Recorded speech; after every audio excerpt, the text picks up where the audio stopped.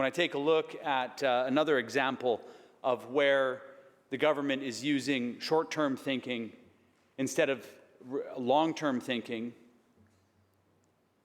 I think of another issue that I've raised in the last couple of weeks here, the Island Coastal Economic Trust. The proposal that's been put in front of this government back in September of last year was to turn a sinking fund into a permanent fund, to place, yes, a large sum of money, but to protect it in a permanent fund and then allow the island and coastal communities, the communities on Vancouver Island and the Sunshine Coast, to be able to draw down or to draw from the profits that are made from the investment every year and disperse it. Between $7 and $12 million every year could have been dispersed to those communities again on their priorities. But instead, that fund and the people who are operating that fund remain,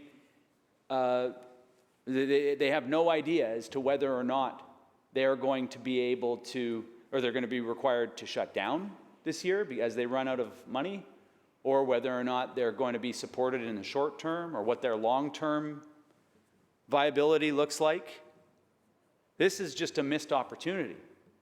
One that frankly shocks me, Mr. Speaker, because these are communities that are represented by, other than my colleague from Cowichan Valley, all of the other communities that are within this trust area are members from the government side of the House.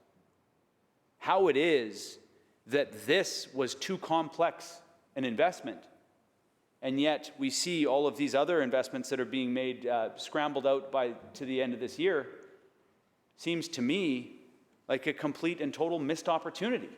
We could have taken some of the surplus. We could have even actually increased. They asked for $150 million. The provincial government had the opportunity to increase that amount. We see the kinds of sums of money that are being invested in certain areas and priorities for this provincial government.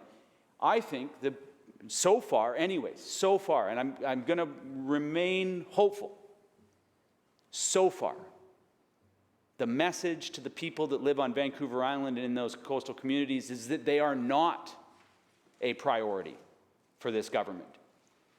Otherwise, we would have seen that fund recapitalized. We would have seen those projects that have been so important funded on an annual basis. We would have seen an opportunity for other community members to also invest in that fund and grow it,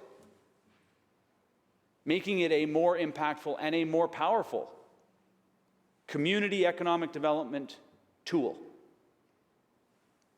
But unfortunately, they or those communities or the leaders, I'm not sure what it is, not the priority for this BC NDP provincial government. But yet I do remain hopeful that if there is not a long-term solution, that there is at least a short-term solution, so that then the communities that are benefiting from these funds will be able to continue to invest in their local priorities.